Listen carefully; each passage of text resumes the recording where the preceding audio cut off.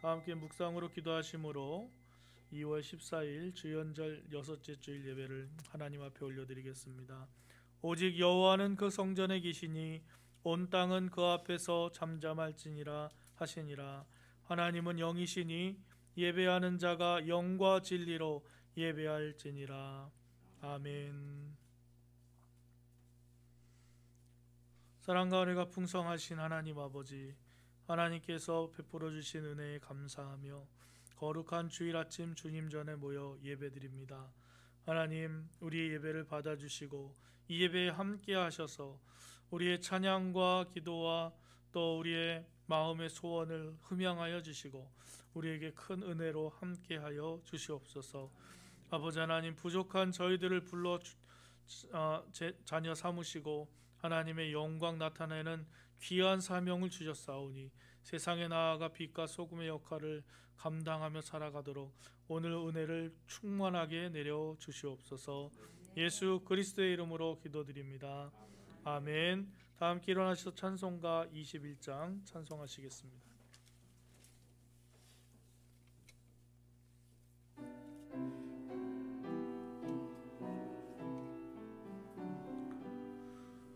다 찬양하여라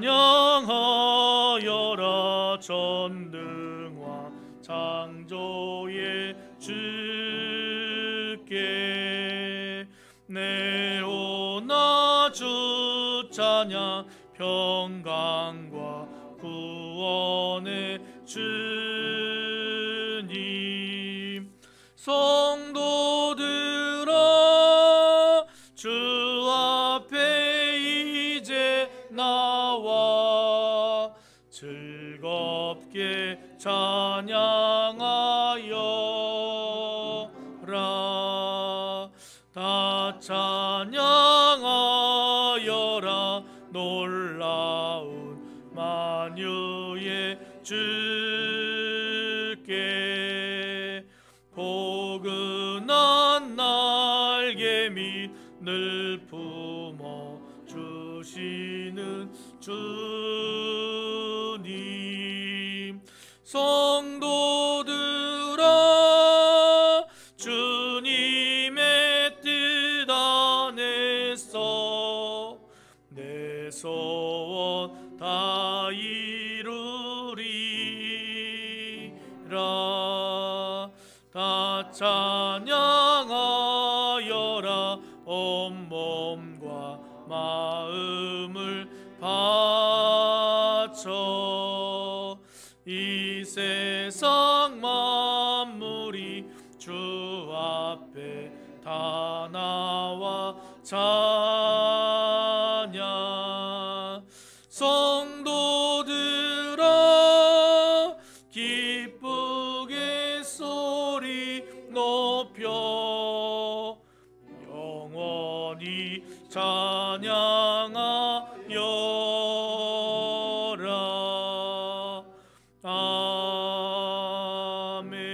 아멘. 나는 전능하신 아버지 하나님 천지의 창조주를 믿습니다. 나는 그의 유일하신 아들 우리 주 예수 그리스도를 믿습니다. 그는 성령으로 잉태되어 동정녀 마리아에게서 나시고 본디오 빌라도에게 고난을 받아 십자가에 못 박혀 죽으시고 장사된 지 사흘 만에 죽은 자 가운데서 다시 살아나셨으며 하늘에 오르시어 전능하신 아버지 하나님 우편에 앉아 계시다가 거기로부터 살아있는 자와 죽은 자를 심판하러 오십니다.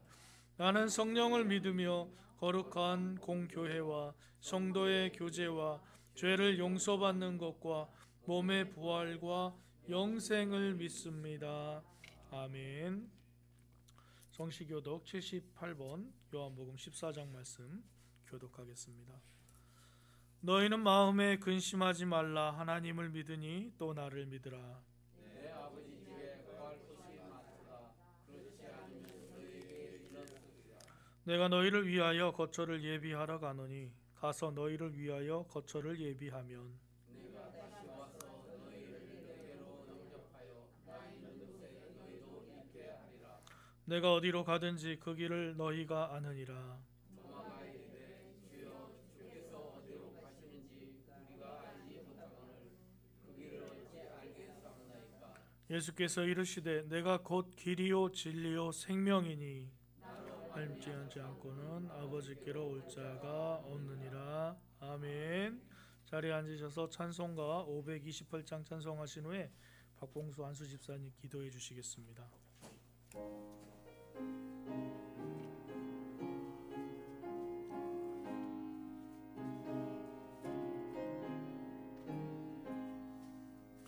예수가 우리를 부르는 소리 금성 부드러워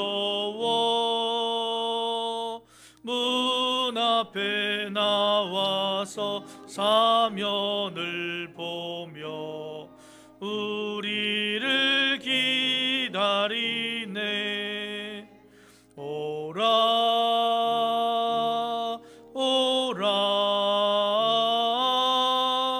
방황치 말고 오라 죄 있는 자들아 이리로라 주 예수 앞에 오라 간절히 오라고 부르실 때에 우리는 지체하랴. 주님의 은혜를 외아디 받고 못 들은 채 하려나. 오라 오라 방황치 말고 오라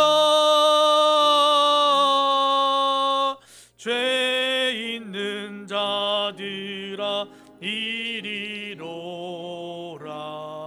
주 예수 앞에 오라. 세월이 살같이 빠르게 지나 쾌락이 끝이 나고 사망의 그늘이 너와 내 앞에 돌리며 가리우네. 오라 오라 방황치 말고 오라 죄 있는 자들아 이리로라 주 예수 앞에 오라. 우리를 위하여 예비해 두신 영원한 집이 있어 죄 많은 세상을 떠나게 영접해 주시겠네. 오라 오라 방황치 말고 오라 죄 있는 자들아 이리로라 주 예수 앞에 오라.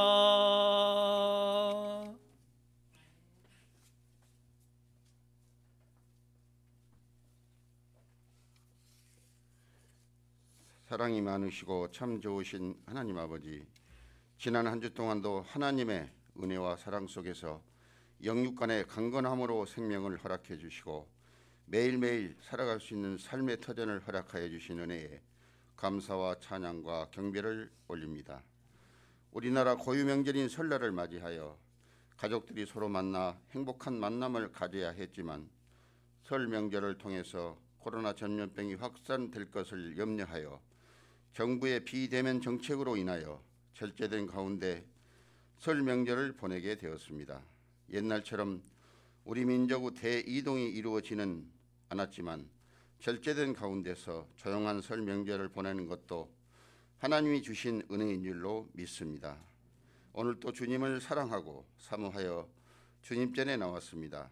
주님의 무한한 사랑과 긍휼을 베풀어 주신 은혜에 감사함으로 고백하는 예배가 되게 하옵시고 신령과 진정으로 예배 드리기를 원하오니 우리 마음의 중심을 받으시고 주님께서 흠양하는 예배가 되게 하시옵소서. 은혜가 충만하신 하나님 아버지, 항상 하나님 뜻대로 살아간다고 하면서도 영육간에 연약하여 하나님의 방주 안에서 삶을 살지 못하고 세상 속에 빠져서 순간순간 알게 모르게 지은 죄를 회개하고 고백합니다. 저희들이 죄를 용서하여 주옵시고 오늘 예배를 통해서 모든 하나님의 권속들에게 영육간의 강건함을 주옵시고 영혼이 새롭게 변화되고 생수의 강이 흘러넘치는 성령 충만함으로 채워주시기를 간절히 소망합니다. 엊그제 새해를 맞이한 것 같은데 벌써 2월 중순이 되었습니다.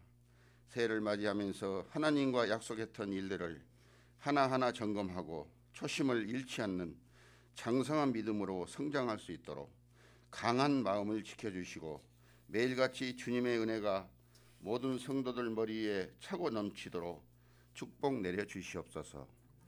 전지전능하신 하나님 아버지, 코로나로 인하여 우리나라뿐만 아니라 전 세계가 힘들고 어려움에 처해 있고 인류 공동체의 삶의 터전이 무너지고 교회 예배가 제약을 받고 있으며 하나님의 권속들이 하나님에 대한 열정과 사모하는 마음이 식어가고 있습니다. 한 번도 겪어보지 못한 삶을 현실로 받아들이고 매일매일 살아가는 하나님의 백성들을 불쌍히 여기사 하루빨리 코로나로부터 해방되어서 우리 대한민국은 물론 전 세계 인류가 하나님이 주신 은혜 안에서 마음껏 숨쉬고 마음껏 자유함을 누리면서 하나님께 경배하며 찬양하며 주님의 의로운 규례들을 지키면서 살아갈 수 있도록 축복을 내려주시옵소서. 지구상에 있는 모든 인류가 지금 겪고 있는 이 고난이 하나님께서 인류에게 주신 중한 경고임을 깨닫게 하옵시고 하나님의 주권이 회복되고 모든 인류의 생사화복의 근원이 하나님의 능력 안에 있다는 것을 깨닫게 하시옵소서. 모든 성도들이 지혜 없는 자같이 하지 말고 오직 지혜 있는 자같이 하여 세월을 아끼라 때가 악하니라고 말씀하신 성경 말씀처럼 뉘우치고 반성하는 계기가 되게 하시옵소서. 긍휼이 풍성하신 하나님 아버지, 우리 대한민국을 불쌍히 여기사 하나님의 뜻이 이 땅에 세워지고 하나님의 긍휼이 풍성하게 이 땅에 넘쳐나기를 간구하며 기도 올립니다. 코로나로 인하여 힘들어하는 모든 백성들과 생업을 포기한 채 거리로 내몰리는 자영업자들의 아픔과 고난을 어루만져 주시고 희망을 가지고 새롭게 나갈 길을 열어주시고 인도하는 하나님의 축복을 내려주시옵소서. 나라를 운영하는 이정자들에게도 지혜와 명철을 주셔서 정의롭고 공의롭게 나라를 바로 세우게 하시고 경제 사회가 안정이 되어 온 국민이 평안하고 행복한 삶을 살아가게 하시옵소서. 이렇게 어렵고 힘든 국난 속에서 국민이 하나로 똘똘 뭉쳐서 국론이 하나로 결집되게 하옵시고 모든 국민이 합력하여 선을 이루어 북녘 땅에도 복음이 전파되고 하나님의 섭리 안에서 남북이 하나로 통일이 되어서 우리 한반도 대한민국이 경제 사회적으로 전 세계를 리드하고 복음을 전파하는 기독교 국으로 반석에 서게 하시옵소서. 자비로우신 하나님 아버지, 몸이 불편하고 건강이 좋지 않아서 또는 코로나로 인하여 오늘 예배에 참석하지 못한 모든 성도들에게도 하나님의 은혜와 사랑이 충만하게 임하게 하옵시고 비록 예배에는 참석하지 못하고 비대면 동영상 예배를 통해서 드리는 가정 예배에도 성령께서 함께 하사 신령과 진정으로 하나님께 예배 드릴 수 있도록 성도들의 마음을 붙들어 주시옵소서. 가정 예배를 통해서 하나님을 사모하고 몸된 교회를 사랑하는 마음을 충만하게 하사 심령의 성령의 불이 활활 타오르는 하나님의 은혜가 넘치게 하시옵소서. 지체가 불편하고 병마로 신음하고 고통받는 권속들과 마음의 상처로 인해서 마음의 평안을 누리지 못하는 권속들에게도 하나님의 은혜 안에서 주님의 보혈로 주의 역사가 일어나게 하옵시고 주 안에서 평강과 평안이 차고 넘치기를 축복을 내려 주시옵소서. 거룩하신 하나님 아버지, 늘 귀한 말씀으로 살아있는 생명의 말씀으로 우리들의 영육을 강건하게 지켜주시는 조영랑 담임 목사님에게도 영육간의 강건함으로 지켜주시고 지혜와 능력을 7배나 더하여 주셔서 목사님을 통해서 태어나시는 말씀으로 인하여 모든 성도들의 영혼이 새로워지고 심령이 뜨거워지는 역사가 일어나고 주님의 은혜와 사랑의 깊이와 넓이를 알아 실천하는 귀한 예배가 되도록 인도하여 주시옵소서. 이 귀한 말씀 주님이 주신 말씀으로 믿고 의지하며 거룩하고 존귀하신 우리 주 예수 그리스도 이름으로 기도 올립니다. 아멘.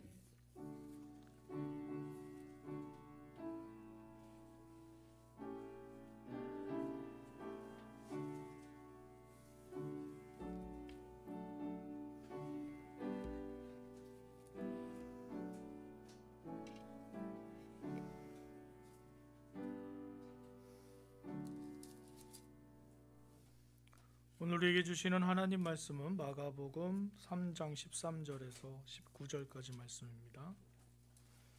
마가복음 3장 13절에서 19절까지 말씀 다 찾으셔서 한 목소리로 봉독하겠습니다. 또 산에 오르사 자기가 원하는 자들을 부르시니 나아온지라. 이에 12를 세우셨으니 이는 자기와 함께 있게 하시고 또 보내사 전도도 하며 귀신을 내쫓는 권능도 가지게 하려 하심이로라. 이 12를 세우셨으니 시몬에게는 베드로란 이름을 더하셨고 또 세베대의 아들 야고보와 야고보의 형제 요한이니 이 둘에게는 보아너게 곧 우레의 아들이란 이름을 더하셨으며 또 안드레와 빌립과 바돌로메와 마테와 도마와 알페오의 아들 야고보와 및 다데오와 가나나인 시몬이며 또 가룟 유다니 이는 예수를 판 자라라. 아멘.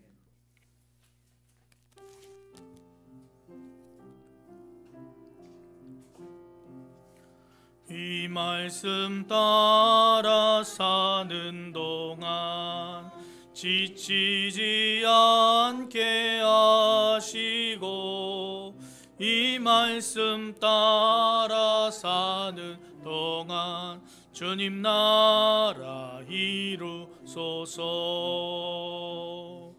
이 말씀 따라 사는 동안 지치지 않게 하시고 이 말씀 따라 사는 동안 주님 나라 이루소서. 아멘. 주언절 6째 주일 주임제 나와 예배하시는 여러분에게 하나님의 은혜가 함께 하시기를 주님의 이름으로 축원합니다. 오늘은 제자를 부르신 예수님이라는 제목으로 하나님 말씀 나누겠습니다. 여러분, 세상에 우리 지구에 몇 명의 사람이 있다 그러죠? 요새는요. 예전에만 해도 65억 인구라 그러는데 지금 뭐 70억 이렇게 막 따지는데 거기 있는 사람들이 다 이름이 있겠죠. 여러분 몇 명이나 알고 계세요? 70억 인구 중에 몇 명의 사람의 이름을 아십니까? 성경에도 수많은 사람들의 이름이 나오죠. 출애굽할 때 나왔던 그 사람들의 이름을 다 알게 되면 260만 명 이렇게 그 정도 되는 사람들의 이름인데 그 사람들의 이름은 다 기록되지 않았어요. 그러면 성경에 이름이 적혀 있는 사람은 몇 명일까요? 한번 생각해 보세요. 그 조사하는 방법에 따라 다른데 한번 쳐주세요. 대한 성서공회 인명사전, 우리나라 성서공회에서 찾은 인원은 1888명이래요. 1888명. 이거는 이제 막 이름이 중복되고 이런 거는 빼고 하겠죠. 근데 성경에 보면 한 사람한테도 이름이 몇 개 붙은 게 있어요. 그래 그런 것까지 해서 따지고 한국 컴퓨터 선교회 임명사전에 보면 1897명. 그리고 어떤 분이 혼자 하나씩 다 쉬어봤대요. 그것도 2100 몇 명 이렇게 했는데, 여러분 시간 나시면 한번 창세기부터 이렇게 쉬어보세요. 이렇게 몇 명인가. 그래서 한 2000명 정도 된다 치는데, 근데 그 중에 우리가 몇 명이나 알겠어요? 여러분 기억나는 사람이 구약에는 누구 있으세요? 모세, 야곱, 아브라함, 얘기 안 해요? 아브라함, 뭐 사라, 이삭, 뭐 이런 사람들. 그 다음에는 뭐 특별히 기억나는 사람이 많지 않아요. 신약에는 여러분 기억나는 사람 누구 있으세요? 예수님의 제자 바울, 뭐 디모데, 뭐 이런 사람들 몇 명밖에 없죠. 그러고 보면은 예수 믿는 사람도 굉장히 성경에 많았는데, 사람 이름이 딱 쓰여진 거는 크게 봤을 때 예수님의 제자 12명밖에 없었단 말이에요. 오늘은 예수님의 제자 12명에 대해서 얘기를 하니까 여러분 나도 예수님의 제자의 이름에 들어갈 수 있을까? 이런 생각을 한번 하시면서 어떻게 생각하세요? 나도 예수님의 제자의 이름에 올릴 수 있을까요? 없을까요? 왜 웃으세요? 여러분들도 예수님의 제자인 것을 기억하시기 바랍니다. 네? 물론 성경에는 옛날에 쓰여졌으니까 안 오르겠죠. 아니요, 우리 한국 기독교 역사에도 우리 이름은 나오지 않을 것 같아요. 저희 모교회는 양평장로교회인데요. 양평에 있는 그 양평장로교회가 지금 한 110몇 년 넘었어요. 120년이 돼가는 것 같아요. 그래서 100년사를 썼습니다. 제가 책을 딱 받는 순간 뭐부터 했을까요? 내 이름이 나오나? 내 이름이 나오나 찾아봤는데 못 찾았어요. 없는 것 같아요. 왜 찾았냐면 저 친구랑 함께 한신대 신학과 간 양평 장로교회 제일 처음 사람이거든요. 웬만하면 기록해 줄 것 같은데 그런 게 이름은 안 올라있더라고요. 찾아보니까 저희 아버지 이름은 뭐 장로님 피택되셔서 장로님으로 사역하셨으니까 올라가기 있겠죠. 그렇게 사람들은 자기 이름 찾기를 좋아하는데, 오늘 예수님의 제자 12명의 이름은 오늘 읽은 본문 말씀에 기록되어 있습니다. 그런데 여러분 좀 마음을 이렇게 실망하지 마세요. 예수님의 제자 하면 우리가 12제자만 생각나지만 예수님의 제자는 이름 없는 제자가 엄청 많이 있었어요. 성경에 나오는 사람들 중에 이름이 없지만 예수님을 따랐던 사람들이 많이 있는데, 예수님이 예루살렘에 들어가실 때 웬 나귀를 데리고 오라 그러잖아요. 나귀를 타고 올라가, 저기 매어 있는 나귀를 데리고 오라. 그런데 뭐라고 하시냐면, 누가 뭐라 그러면 주가 쓰시겠다 하라, 이렇게 말씀하신단 말이에요. 근데 그 얘기를 듣고 그 사람이 그냥 보내줘요. 저는 그 사람이 예수님의 제자가 아니었을까 생각해 봅니다. 그냥 나귀를 예수님이 쓰시겠다니까 그냥 드리는 거예요. 또 예수님도 먹고 마시셨어야 될 거 아니에요.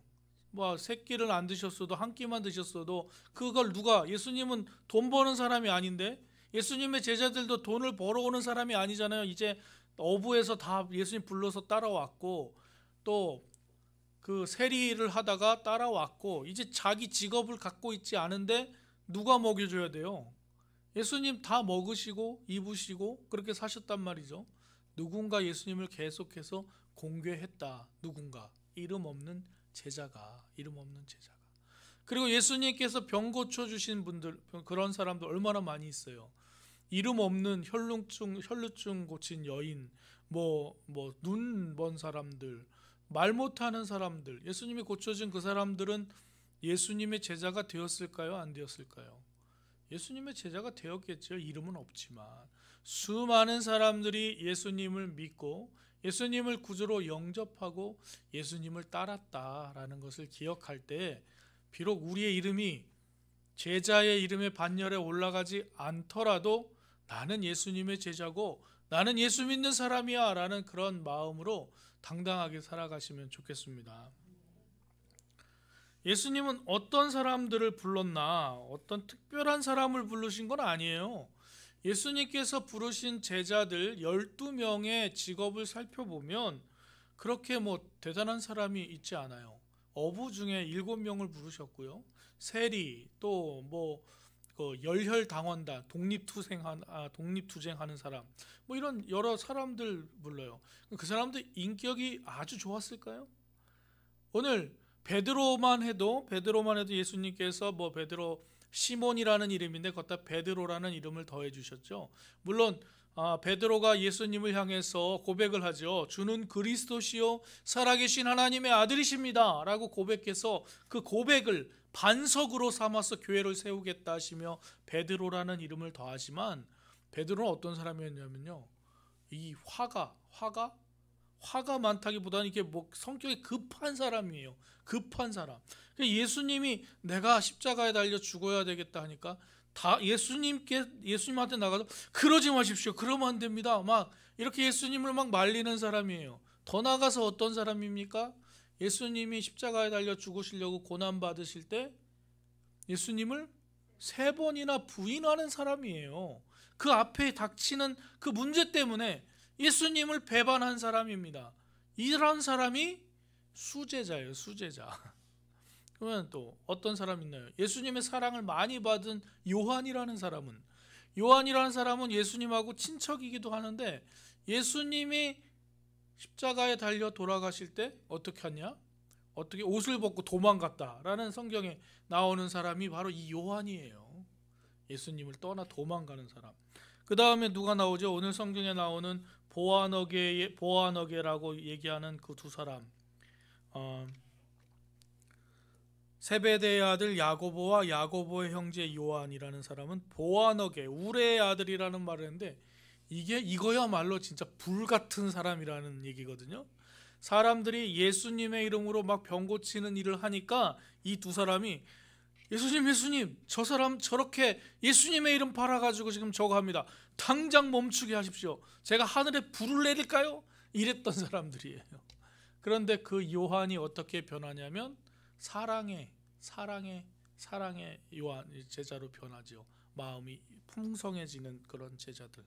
그러니까 어떤 훌륭한 점이 있어서 예수님이 이렇게 픽업하신 게 아니고 예수님이 제자를 부르실 때 한 가지 조건을 가졌다고 하는데 오늘 본문에 나왔어요.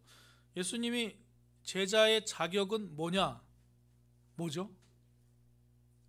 13절 말씀 한번 보실까요? 13절 말씀 읽어보시면 또 산에 오르사 자기가 원하는 자들을 부르시니 나아온지라. 누구를 부르셨다고요? 그냥 누가 원하는 거예요?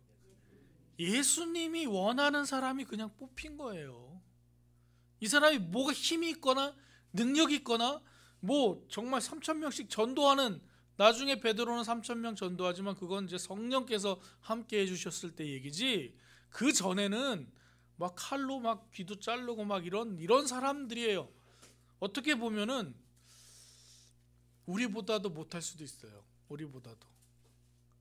그런데 예수님의 제자라고 이름이 딱 올라가 있으니까 예수님의 제자하면 12명 이렇게 있는 것처럼 보이지만 오늘 산에서 예수님께서 그 제자들을 뽑으실 때도 그 주위에는 많은 무리들이 있었을 거라고 생각됩니다. 어떤 무리가 있었냐면 그냥 예수님이 놀라운 능력을 보여주시니까 그 능력을 보려고 하는 무리들, 구경꾼들이 있었어요. 또 한 사람들은 예수님을 믿는 사람들, 그래서 예수님과 함께 하나님의 나라를 만들겠다라고 결심한 그런 사람들, 그런 사람을 우리가 제자들이라고 부르죠. 그 제자들, 이름 없는 제자들, 그리고 그 제자들 중에 12명의 사람을 세우셨는데 그 12명의 사람을 세우시는 그 목적, 그 자격은 그냥 예수님이 원하는 사람이다. 예수님이 원하는 사람이었어요. 특별한 사람이 아니다. 그러니까 나를 부르신 예수님이 나를 부르셔서 내가 예수님을 믿고 예수님을 따르고 예수님을 닮아가려고 예수님의 장성한 분량에 이르기까지 나아가려고 하는 이 모습을 갖고 있는 나도 예수님의 제자가 분명하다. 아멘. 네, 여러분 예수님의 제자인 게 분명하십니다. 왜? 예수님이 여러분을 원하세요. 여러분을 택하셨단 말이에요. 여러분, 우리가 예수님을 선생님으로 택한 것 같아 보이지만 아닙니다. 예수님이 우리를 택하신 거예요. 우리가 예수님을 택할 수가 없어요. 요즘은 제자들이 선생님을 찾아가서 저 좀 가르쳐 주십시오 이렇게 하지만, 옛날에는 선생님들이 지나가다가 나랑 같이 나를 따라라 그러면 이제 제자가 따르는 그러한 제자를 뽑는 사람이었어요. 예수님께서는 12명을 택하셨습니다. 왜 택하셨을까요? 12명을 뽑았을까요? 왜? 뭐 할 일이 있으셨겠죠. 제자를 통해서 뭔가 하시려는 이유가 있었을 겁니다. 특별히 12명이라는 것은 이스라엘에게 있어서 특별한 숫자예요. 12개의 숫자는 이스라엘 지파도 12지파, 이스라엘의 또 12개는 완전수여서 이스라엘 족속, 이스라엘 백성들의 대표 뽑아서 하나님께서, 예수님께서 새로운 신앙 공동체를 만드시려고 12명을 뽑았다라고 얘기하는 사람들도 많이 있어요. 근데 왜 12명을 뽑으셨을까? 몰라요. 예수님 마음이에요. 예수님이 12명을 뽑으신 거예요, 특별히. 오직 주님의 뜻에 따라서 선택한 것이죠. 사람의 생각이 개입될 일이 없습니다. 그러면 우리는 예수님의 제자인가? 우리 예수님 제자라고 계속해서 말씀드리고 있죠. 여러분, 우리는 예수님의 제자예요.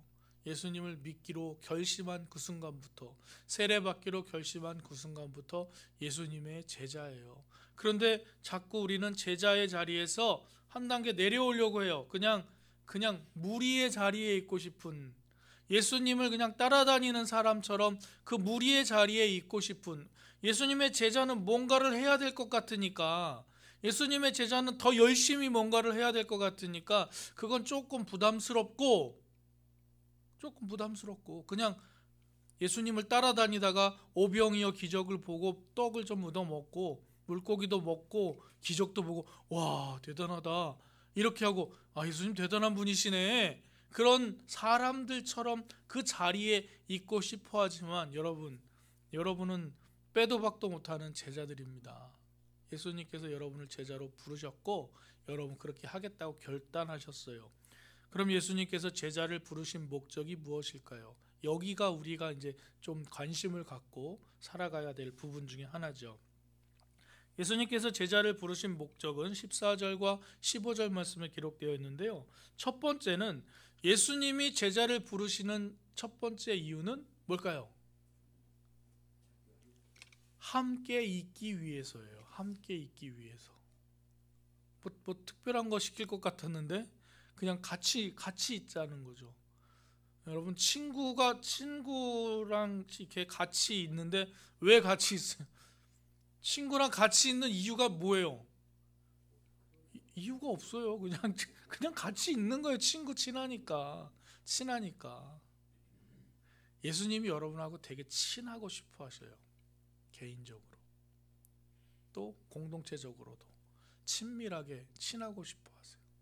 여러분, 예수님하고 친하세요? 이 질문에 여러분 주무시기 전에 대답을 해보세요. 나는 예수님하고 친한가? 나 예수 믿는다고 하는데, 근데 맨날 예배도 드리는데, 주마다 예배 드리고 또 성경도 열심히 읽는데 나 예수님하고 친한가? 이 질문은 다시 얘기하면 하나님하고 친하세요? 이 질문이랑 똑같은 질문이에요. 왜 하나님과 예수님과 친해야 되느냐?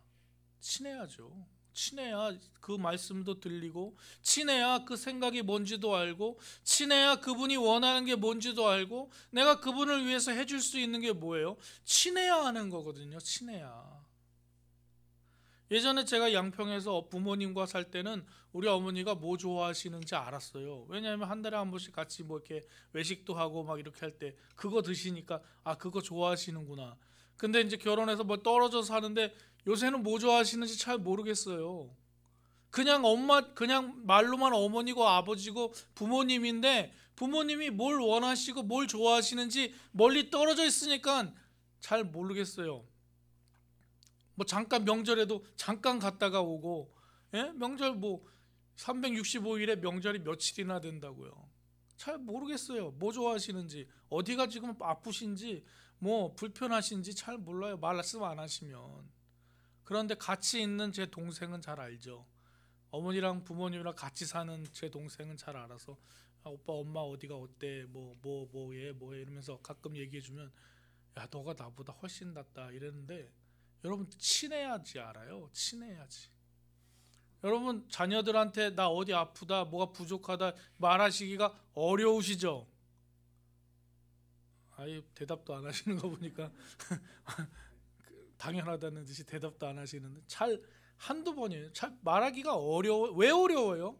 어느 순간 친밀함이 적어졌기 때문에 그렇습니다. 적어졌기 때문에.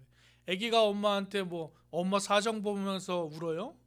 부모님한테 자녀가 뭐 부모 사정 보면서 합니까? 그러다 언젠가 철이 들면 이제 우리 부모님 사정을 뻔히 아니까 내가 해달라고 싶어도 못하고 뭐 갖고 싶다고 해도 못하는 그런 상황이 오면 그때부터 점점 관계가 친밀함에서 멀어지는 것이 당연한 것이죠. 그러나 예수님은 우리에게 우리 제자를 부르신 첫 번째 이유가 함께 하게 하시기 위해서. 이것은 그냥 말로만이 아니라 진짜로 예수님 12명을 불러서 3년 동안 같이 다니셨어요. 같이 먹고 같이 자고 같이 사역하고 같이 가고 여행도 가고 여러 군데를 다니실 때 다 같이 12명을 데리고 같이 돌아다니셨단 말이죠. 지금 우리는 예수님을 그렇게 따라다닐 수 없는 상황인데 그럼 우리는 어떻게 예수님과 친해져야 돼요? 말씀을 읽고 예수님께 나아가는 거죠. 기도하는 거죠. 예수님과 기도하면서 내 안에 있는 것들을 예수님과 얘기하는 거예요. 예수님 이렇습니다. 내 마음이 지금 이래요. 내 상황이 이렇습니다. 예수님 좀 어떻게 해야 될까요? 이럴 때는 그러면서 예수님한테 자꾸 여쭤보는 거죠. 그러다 보면 예수님께서 우리에게 주시는 말씀과 생각이 오겠죠. 그러면 예수님과 점점 친해지는 거예요. 예수님이 말씀하시는데도 뭔 소리인지 모르고 듣지도 못하는 사람은 어떻게 예수님의 양과 예수님의 제자라고 말할 수 있겠어요? 강아지도 양들도 주인이 부르는 음성을 듣고 움직인다고 합니다. 우리는 예수님께서 말씀하시는 그 음성을 들을 수 있는가? 친해져야 된다. 그래서 예수님이 제자를 부르셔서 첫 번째 하신 것은 함께 있게 하는 거예요. 어떤 것도 소용없어요. 능력 주시는 것 그 전에, 또 제자 전도하기 그 전에, 아니면 뭐 귀신 쫓는 그 전에 함께 해야 될 것은 함께 있는 것. 여러분 예수님과 함께하는 삶을 살아가시기를 주님의 이름으로 축원합니다. 많이 친해지셔야 됩니다. 많이 친해지셔야 돼요. 그래서 예수님이 뭘 원하시는지 우리가 그 마음을 알아서 시원하게 해드려야 되는데, 그러려면 예수님의 말씀이 들어있는 성경을 봐야죠. 그리고 대화해야죠. 기도로 대화해야죠. 그래서 예수님과 친해지는 겁니다. 그 다음에 함께 있는 다음에 뭐 어떻게 하느냐? 예수님이 그 다음에 하시는 것이 함께 있다가 보내서 전도하게 하시려고. 그 예수님이 시키는 거는 두 가지. 첫 번째는 함께 있는 것, 두 가지는 전도하는 것이에요. 더 뭐 없어요. 뒤에 나오는 능력, 귀신을 쫓는 능력을 있게 하는 것은 어떤 사역을 위한 부가적인 거죠. 두 가지를 따지면 함께 있고 또 보내면 전도하는 것. 그래서 교회는 뭐 하는 데냐면 모이면 예배하고 흩어지면 전도하는 곳. 왜? 예수님께서 제자들을 그거 하려고 부르셨으니까. 그래서 함께 모여서 기도하면서 예수님과 함께 있는 이 공동체, 신앙 공동체를 유지하죠. 그 다음에 흩어지면 전도하는 곳. 그래서 교회는 모이면 예배, 흩어지면 전도하는 곳입니다. 전도 얘기하니까 자꾸 부담감이 생기잖아요. 전도도 예수님은 그냥 보내지 않으시고 그거에 맞는 능력을 부어 주시기 때문에 여러분 담대함으로 나아가서 전도하시면 주님께서 함께 해 주실 줄로 믿습니다. 하나님, 예수님과 함께하는 전도죠. 예수님과 함께하는 전도. 예수님께서 제자들을 보내시면서 전대도 차지 말고 그 다음에 두벌옷도 입지 말고 가서 전도하라. 그럼 어떻게 해요? 너 도움이 필요한 사람 만나게 하실 것이고, 너가 거할 곳이 생기게 하실 것이고, 먹을 것을 대주는 사람을 만나게 해줄 거라고 말씀하시기 때문에 여러분 두려움, 걱정 가지실 필요 없이 그저 내가 예 알겠습니다 하고 나가면 됩니다. 귀신 만나는 귀신 걸린 사람, 귀신 들린 사람 만나면 주님께서 우리에게 주신 능력으로 위에서 기도하고 내쫓으면 되는 거예요. 나 못 내쫓이는데 해보셨어요?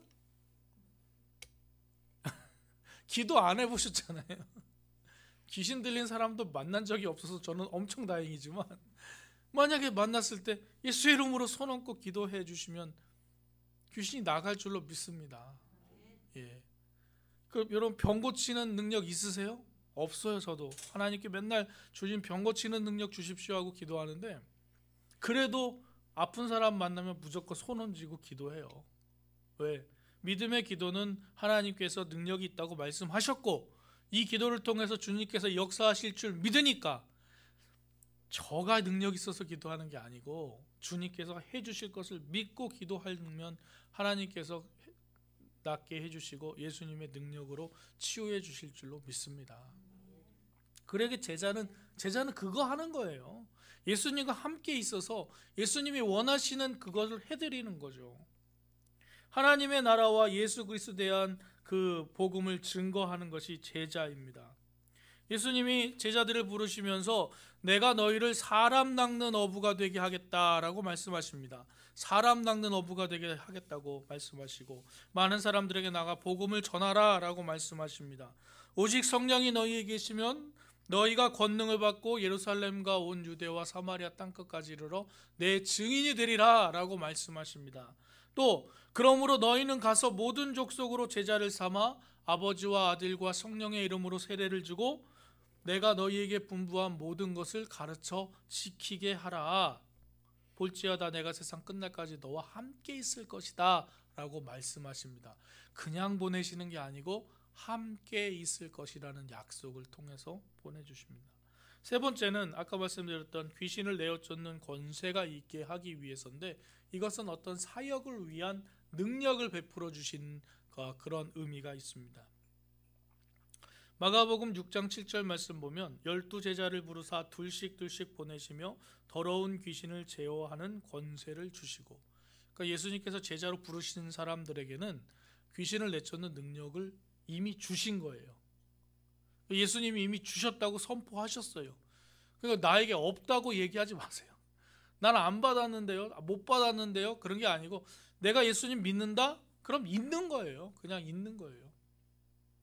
그럼 쓰면 되죠. 있으면 쓰면 되죠. 그 드라마 같은 데 보면은 이렇게 부자 재벌가들이 누구 사귈 때 뭐 주죠? 이게 까만 네모나고 까만 카드 마음껏 써 뭐 이러면서 마음껏 써 라면서 그거 얼마 들었는지도 모르지만 마음껏 쓰라고 막 줄 때 저런 거 한번 받아봤으면 좋겠네 그런 생각이 드는데, 예수님께서 이미 우리에게 귀신을 내쫓는 능력을 주셨어요. 카드를 주셨어요. 마음껏 쓰라고. 근데 마음껏 안 쓰는 건 누구? 우리가 마음껏 안 쓰고 있다라는 것이죠. 진짜 귀신, 우리나라는 귀신 하면은 머리 길게 풀고 소복 입은 귀신 생각이 들지만, 단지 그런 귀신뿐만 아니라 수많은 사람들을 힘들게 하고 미혹하는 그런 영들, 그 모든 총칭해서 귀신입니다. 여러분 혹시 재물이 여러분의 마음을 힘들게 하세요? 재물이 귀신이에요. 여러분 건강이 좀 힘들어지세요? 그럼 귀신이라고 말할 수 있는 거예요.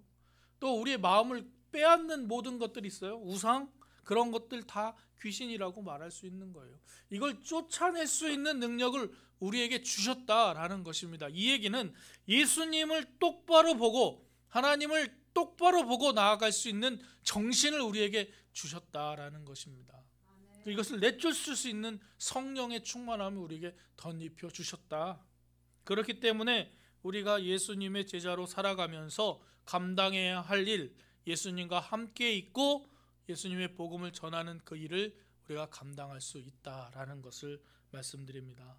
예수님께서 제자를 부르시고 이렇게 하신 이유는 오늘 우리에게 이것을 증거해 주시고 가르쳐 주시기 위해 하신 거예요. 예수님의 하시는 모든 행동은 예수 믿는 사람들을 위해서 하셨습니다.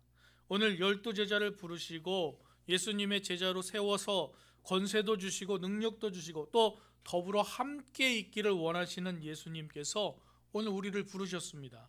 우리도 예수님의 제자고 예수님을 구주로 영접해서 예수님의 제자가 되었습니다.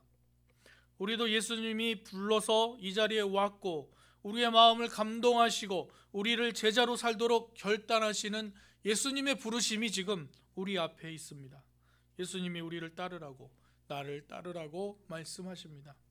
오늘 내가 예수님을 따르기 위해 내려놓아야 할 것이 있다면 그것은 무엇이겠습니까? 여러분이 예수님과 함께 하기 위해서 내려놓아야 할 것, 예수님이 복음을 전하기 위해서 내려놓아야 할 것, 예수님이 주신 귀신을 내어쫓는 권세를 사용하기 위해서 과연 나는 무엇을 내려놓아야 될 것인가? 이것이 우리의 삶의 숙제이며 또 이것을 해결해 나가는 것이 예수님이 우리를 부르신 그 제자의 삶을 살아가는데 꼭 필요한 일입니다. 우리의 삶에서 예수님이 제자를 부르신 목적이 드러나는, 그리고 그것을 이루며 살아가시는 여러분 삶이 되시기를 주님의 이름으로 간절히 축원합니다. 살아 역사하신 하나님 감사합니다. 오늘 예수님께서 제자를 부르시고 제자들과 함께 있기를 원하시고 제자들을 또 전도하게 하시고 또 귀신을 내쫓는 권세를 주시는 놀라운 일을 보았습니다. 하나님, 우리도 예수님의 제자입니다. 예수님의 제자로 살아가는데 부족함이 없게 하시고 먼저 예수님과 함께하는 친밀함을 우리가 경험하게 하시고 주님께서 주신 능력으로 세상을 이겨나가는 복된 삶을 살아가게 하여 주시옵소서.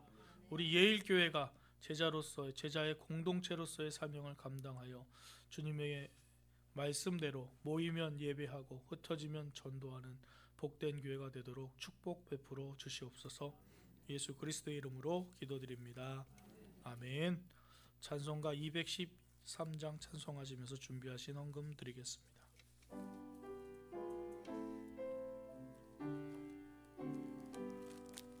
나의 생명 드리니 주여 받아 주셔서 세상 살아갈 동안 찬송하게 하소서. 나의 보화 드리니 주여 받아 주셔서 하늘나라 위하여 주 뜻대로 쓰소서. 아멘. 사랑과 은혜가 풍성하신 하나님, 하나님께서 우리의 주인 되시고 예수님의 부르심으로 우리를 불러주셔서 예수님의 제자 삼아주심에 감사드립니다. 우리에게 필요한 양식을 주시고 또 일용할 양식을 주시고 우리에게 차고 넘치게 하셔서 더불어 살아갈 수 있도록 축복의 통로로 살게 하시니 감사합니다. 우리에게 주인 되신 하나님을 인정하며 10의 1조를 드리고 우리의 감사의 제목을 들어 감사헌금으로 또 주일 헌금, 주정 헌금으로 주님 앞에 드리는 모든 이 헌금을 주님 받아 흠양하시고 주님께서 사용하셔서 하나님 나라의 확장을 위하여 쓰시고 인도하여 주시옵소서. 또 헌금하는 그 손길들 주님께서 굽어 살펴주셔서 하늘의 풍성한 것과 땅의 풍성한 것으로 채워주시고 차고 넘치는 축복이 있게 하여 주시옵소서. 날마다 감사와 찬양이 넘쳐서 하나님께 기쁜 마음으로 드리는 복된 마음 될 수 있도록 주께서 인도해 주시기를 간절히 간구하며 예수 그리스도의 이름으로 기도드립니다. 아멘.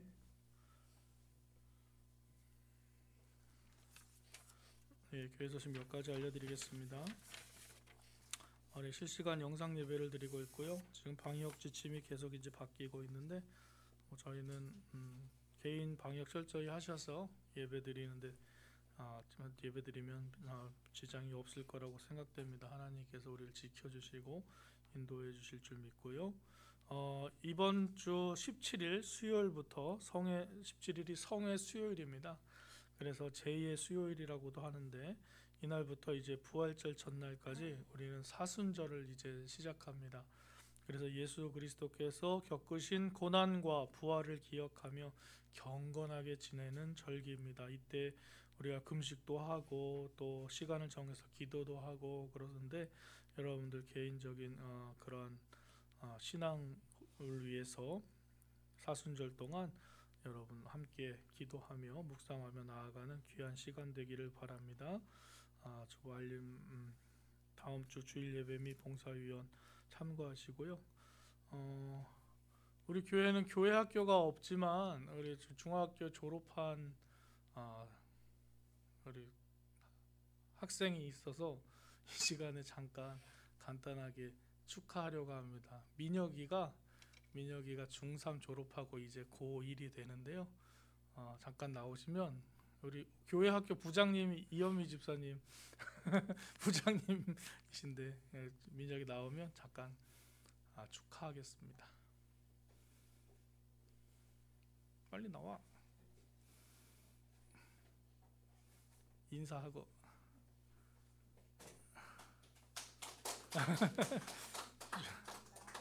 이렇게 해서 우리 교회도 빨리 교회 학교도 생겨서 우리 또 신앙을 계속해서 다음 세대로 이어질 수 있는 귀한 교회가 되면 좋겠습니다. 위에서 기도해 주시고요. 벌써 고등학생이 되었네요. 우리 함께 일어나셔서 결단 찬양 456장 찬송하시겠습니다.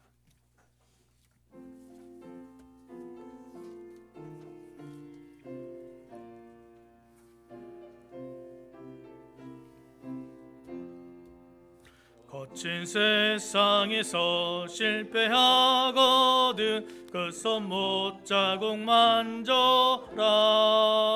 고된 일 하다가 힘을 얻으리 그 손못 자국 만져라. 그 손못 자국 만져라. 그 손못 자국 만져라. 주가 널 지키며 인도하시리. 그 손못 자국 만져라. 내가 어둠 속을 걸어갈 때에 그 손못 자국 만져라. 주가 참 평안을 내게 주시리. 그 손못 자국 만져라. 그 손못 자국 만져라. 그 손못 자국 만져라.